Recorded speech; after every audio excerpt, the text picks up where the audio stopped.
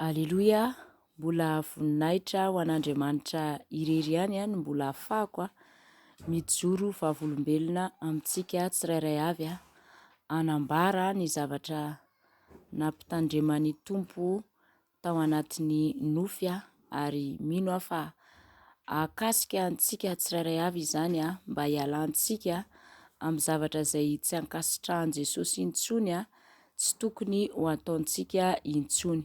Mialohany anambarako ny nofy dia hiaraka hivavaka isika tompoko. Jesosy Tompo, misaotra anao ny amin'ny famindraponao sy ny fitiavanao.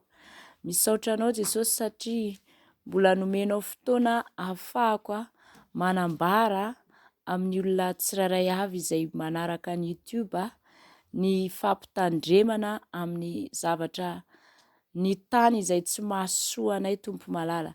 Aoka mba hisy fanahin'olona ho voakasika, hiala amin'ny fahazaran-dratsy, hiala amin'ny karazana zavatra tsy araky ny sitraponao.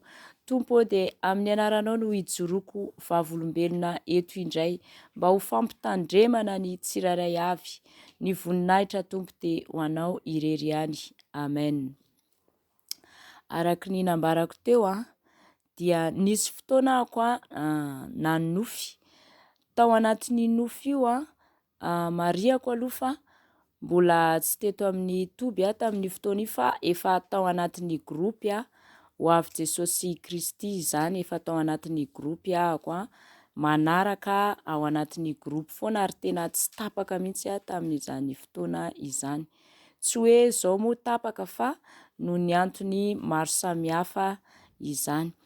Dia nanofy ahako, rehefa nanofy ahako dia nisy olona niditra tao amin'ny trano izay efitra natoriako zany. Izy io moa zany zavatra tena ohatry ny hoe réel, zavatra tena hoe iainana ohatry ny zava-nisy mihitsy zany izy nefa ny nofy.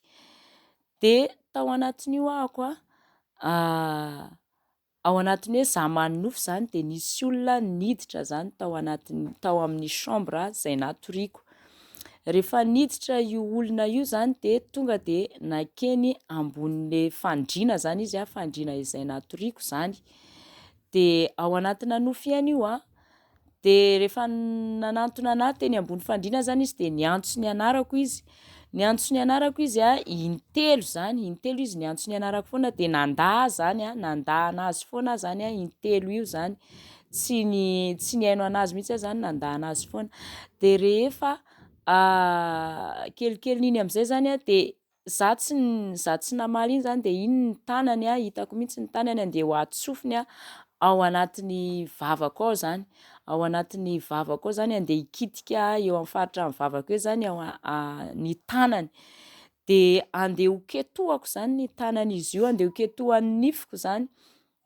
De tsy voaketokako zany ny tanany zany dia avy eo za taitra be. De rehefa taitra ako dia nandroaka devoly zany hoe fa inona koa ny zavatra nitranga teo iny dia aiza le olona teo ohatry ny taitra be zany. De tonga dia lasa nitsangana aloha zany dia nijerijery eraky ny trano manodidina zany tsy nisy n'inona.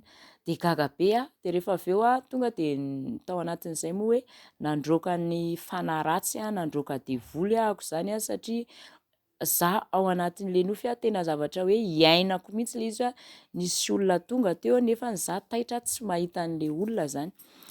De tao aorianan'izay moa nivavaka nangataka tamin'ny Tompo hoe inona no antony nampahatonga ny nofy iny zany ohatry ny hoe andeha angarom-bava anahy le olona hikitika eo amin'ny faritra ny vavako eo zany. De rehefa nivavaka tao aorianan'izay tsy haiko hoe andro vitsivitsy tao aorianan'izay lasa foana ny saiko hoe inona ary nahatonga an'iny fanahy ratsy nanafika anahy iny dia nampahafantatra ny Tompo fa nanana le ataontsika hoe labelô, le lokomena reny zany, nanana an'ireny ahako labelô le ohatry ny hoe mampamandina molotra reny zany novidiako izy io dia napirimiko tao foana satria mahafinaritra be anahy, tiako be, tsy fohiko mihitsy izay zavatra izay zany. Le izy efa nisy fotoana ohatry ny hoe natsapatsapa an'le izy ihany ahako fa ohatrany hoe tsy vokatra ilay izy hoe tsy foiko zay zany tiako le izy de tsy nariko mihitsy le izy fa napetrako tao foana tamin'izay fotoana izay. De iny zavatra iny kay no nanafian'ny satana anahy zany, nanafiany anahy tamin'ny alalan'iny loko mena iny zany hoe iny labelo iny zavatra fanosotra molotra iny no antony nanafiany anahy zany tamin'izay fotoana izay. Koa eto dia mampitandrina antsika tsirairay avy raha misy zavatry satanany aminao any de ario amin'ny anaran'i Jesosy aza ampiasaina fa iny no varavarana misokatra anafiany anao zany iny. Raha misy zavatra mety miseho mitranga eo amin'ny fiainanao de anontany ny tompo hoe inona no mety antony fa ho fantatrao foana ny antony io zany.